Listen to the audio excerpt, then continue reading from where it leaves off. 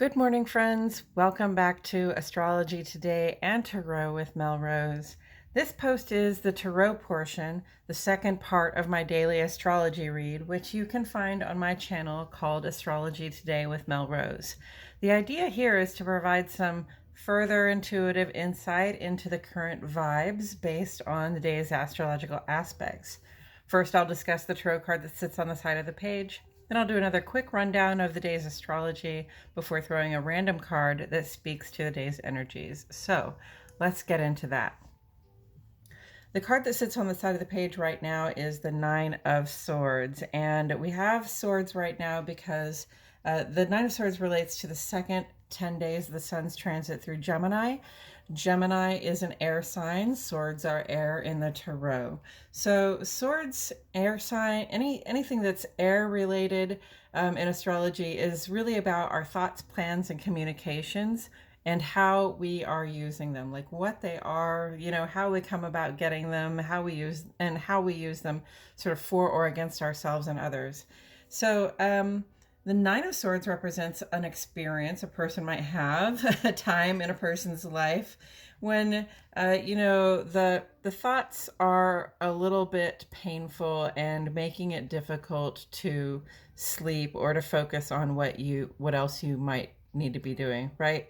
So, symbolically here we see this person sitting up in bed. Apparently, maybe they've had a nightmare or they're just losing sleep over something that really makes their head hurt. And it's not literal because those swords appear to be on the wall, but it looks like there's a sword sort of going through the top of their head, a sword going through the middle, and a sword going through the heart. So this is a really painful condition to be in, and we've taken in information that was hurtful, or we have used our thoughts, plans, and words against ourselves, or somebody else has used their thoughts, plans, and words in a way that is causing us grief or pain, right? Causing us sleepless nights. And I don't go for sleepless nights for personally. I do my 7 or 8 hours a night, and if I can't sleep, that's the worst kind of night I can have. So I really feel the pain of this kind of anxiety that keeps you awake at night. And this is this isn't a sign of anxiety. This is a sign of like feeling hopeless and being trapped in a sort of negative mindset, or being trapped maybe in a loop of negative thoughts that we can't seem to get out of. And it's one of those things where when anxiety comes up, we can get into a mode of sort of over analyzing how things went, over analyzing a specific situation. And that can lead us to a point where we just don't know what to do with ourselves. We don't know how to think about the situation. We don't know how to make a plan for ourselves going forward. And that can be very stressful, okay? And that can cause one to lose sleep. But, we have to remember that it's the overanalysis that leads to the indecision. So this is an indicator that we need to sort of get control of our thought process when things get anxious and we begin to ruminate and we begin to either focus too intensely on whatever it is that is upsetting us, or oddly enough, focus very intensely on something else that has upset us. It's time to sort of find a way to get out of that situation. We've got to take care of our bodies. If you are in bed and you are awake and anxious about something, if you are ruminating about something, dwelling on something that is negative and is not helping you, and there's nothing you can do about it in the middle of the night, don't lay in bed and be that way, okay? Do something to take care of yourself. If you need to go for a walk and blow off some energy that way, that might help you get to sleep. Otherwise, find a different way to distract yourself until you can take your mind up off of the thing that is really nagging you and causing you to lose sleep, so that you can get the rest that you need. Because when you don't get the rest that you need, you can't attend all of your other responsibilities in the world properly, right? We're adults here. We have stuff that we have to do, and we can't do those things if we are too tired. So that's what I have to say about the Nine of Swords. And now I'm going to go ahead and shuffle some cards while I remind myself and the cards that the sun is in Gemini.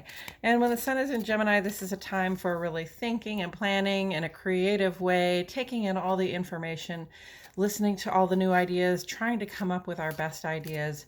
Really, we want to create. We feel this sense of increasing beneficence as the sun's influence grows through the season.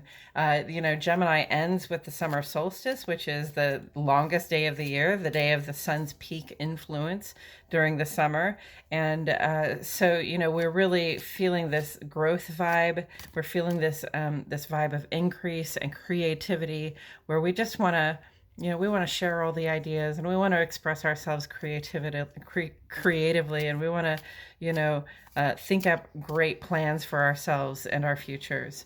The moon is a waxing crescent in Cancer. So waxing crescent is really about increase in terms of setting our plans and, setting our intentions and creating some goals for ourselves. I'm being very clumsy with these cards right now. Setting our intentions, creating goals for ourselves, thinking about what we want to have done in the next couple of weeks, and also what our longer term than that goals are. Okay, so and the waxing crescent moon in Cancer, I'm going to say, is really fertile time. This is about growing and emotional attachment, right? So it's a great time to be laying plans, because we can develop a sort of emotional or intuitive creative attachment to what it is that we're trying to create. That's great. And that fertility is very helpful at this time, but just don't lose sight of the fact that I mean fertility in literal and figurative ways. Okay. So if you are not trying to have a baby, don't make one at this time. And then sun on the moon side of the page, moon went sextile to Uranus today at 10:05, or goes sextile to Uranus today at 10:05. And it's a good time to try something new. You might have an impulse to shake things up in the heart or in the home, in a close relationship, or just in the domestic sphere. And you can try something new with relative ease. And that sextile aspect says good things will come from this. Another sextile aspect in the ongoing column on the sun side of the page is Sun sextile Mars. This is still with us through a couple more days, I think through the 4th. And right now we are taking care of business. Our focus is on the actions that we need to take, and the actions that we need to take are very much our focus. So taking care of business, just getting things done. We had a couple of positive aspects. We had a conjunct between Mars and Jupiter, and then we had a sextile between the Sun and Jupiter. And that was really a good time to be able to see what our bigger plan was, to think about how we might expand our lives to be, more ideally what we want them to be, and to, again, begin to take action on them. So that's hopefully what we're working on when we're taking care of business, is getting those little bite-sized pieces of actions that we need to take out of the way, so that we can be pulled closer to our goal and start doing the work that we want to do, right? Or doing the play that we want to do in the world. And then also we have Mercury trine Pluto down here. Mercury and Pluto are both retrograde. So, Mercury's retrograde is almost at an end here, and, we'll stop sort of getting in the way of our ability to communicate well. We'll stop sort of messing so much with our electronic equipment, if that's the way you experience that. We'll be able to sort of move through traffic in our daily lives without getting stopped so much by the technicalities, and that's really helpful. But Mercury retrograde in Taurus has really been a good time to take stock, to analyze what it is that we have and what it is that we value. So that's a good thing, and it's been an opportunity also just to sort of slow down, pay attention to the details of what it is we're trying to do, instead of full speed ahead all the time, right? And then Pluto is also retrograde 6 months out of the year. That's transformations happening on the inside, and it's cultural wide. So, yes, they're happening on the inside. It feels very personal. It is very personal to you. Only you can have the experiences that you're having. But a lot of people are going through those experiences that only they can have at this time in terms of internal transformations. And Mercury trine Pluto has been this really beautiful insight, opportunity to be able to see and with our mind sort of cogitate and analyze what is coming up, expressed from the shadow, expressed from the subconscious, what our fears and insecurities are telling us, and which is what our sense of what's ending and what's beginning is telling us as well. So I hope we've taken advantage of that opportunity to express, at least to ourselves, to be able to get a look at what's going on deep inside our guts and our hearts, and the part of our mind that we don't normally pay a lot of attention to. And with all of that said, I'm going to go ahead and okay, so this is interesting. Yesterday we had the King of Swords for this card, and today the Knight of Swords has come up. So again, swords and swords. All right, this one represents a lot of anxiety, this sense of hopelessness, and to me it lets me know that something's got to give, right? Something's about to come to an end one way or another, because you can't go on like this. You can't go on losing sleep, and really we don't function well in the world when we've got our brains wrapped around the axle on some terrible thing that pains us to think about, right? This really reminds me of a sense of loss, but like the kind of sense of loss that just makes us crazy, or makes us feel bananas, or makes us feel, like we're like, like there's something wrong with us in the head, right? So, that can be a really difficult time to go through, and, my heart is with you if you're dealing with it. And again, I'm asking you to pay attention to your body. The Knight of Swords comes in here, and again, we get this royal card that is sort of staring benevolently in the direction of this person who's in this anxious situation. And the Knight of Swords is like, hey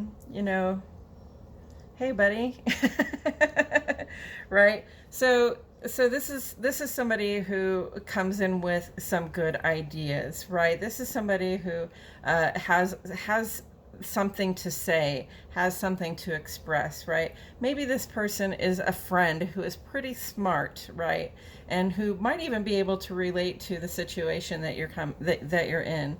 So, I'm going to ask you, if you're struggling with that level of anxiety where you're losing sleep and you're so distracted by what makes you feel so hurt and angry, think about a very smart person that who might be able to relate to the bind that you're in right now, so that they can have a good conversation with you, and they might really be able to facilitate, sort of speed up your process and facilitate you getting out of that anxious frame of mind, or at least being able to find a way out of that anxious mind. And look, if you don't feel like you have a friend that you can call, there is always a therapist you can call. Ask for help when you need it is the message I'm getting from that. And the Knight of Swords taken out here. I'm really seeing the green in that helmet, and the green with the Mercury trine Pluto, but I'm not seeing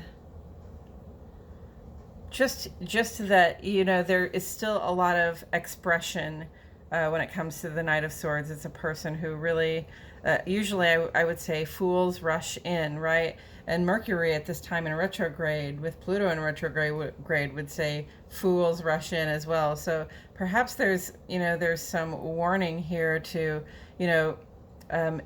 if you're in this anxious frame of mind, if something has happened and you're experiencing a loss, or if you are really struggling with something that makes you sad or angry, sometimes that can lead us to do things to show up in places where we, wouldn't normally show up, to try to express ourselves in a way that we wouldn't normally express ourselves, because we're so angry or we're so hurt, and we want other people to see that, right? We want somebody specific to know about that. And, we got to double check ourselves. We got to ask ourselves if what we're doing is rushing in. We have to ask ourselves if we're going to regret having shown up where we showed up and having said what we said afterward, okay? Because, there's no need to compound the anxiety by acting out of character, right? When we have this beautiful still opportunity for insight. And so when your anxiety comes up, your insecurities are also coming up. This is about the things that you fear, right? And when the anxiety comes up at this time, because Mercury is trine to Pluto, we actually have access to be able to look at ourselves and understand, okay, so don't forget to stop, when you're trying to work this out, don't forget to stop and try to have a rational conversation with yourself, okay? I mean, don't forget to turn within, to examine your own motivations, to examine your own fears and insecurities and how they may be contributing to the anxiety that you have. Don't forget to examine your own actions as well, okay? Because we had that Venus square to Pluto just until yesterday, I think, and Venus was square to Pluto, bringing up these insecurities, causing us to feel anxious about things that may or may not be real problems, right?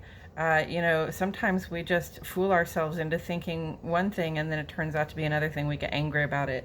Or, sometimes it's the thing we're fooling ourselves into thinking that we're really angry about, right? So make sure you have all of the information. Take action. Let the sun shine, on all of the available information. Ask the questions that you need to, but ask the questions you need to ask of yourself as well, okay? See through to the core, to the truth, because it is there for you to gain access to. And don't go rushing into any situation where you might say something you don't really mean, you would never have meant before today, right? Or before, just coming sort of blustering in and making sort of a fool of ourselves. We don't want to do that, because that's just going to compound the situation. I believe that's all I have to say about it, friends. It's not the happiest possible vibe, but there's still a matter of, like, if you're struggling here, try to help yourself and try to get help from somebody else, and please don't just act out in fear and anxiety and anger. And with all of that said, I think I'm done for today. I appreciate you all being here so much. Thank you for showing up for this reading, and my name is Melrose. I will see you all back here tomorrow for more tarot with astrology today.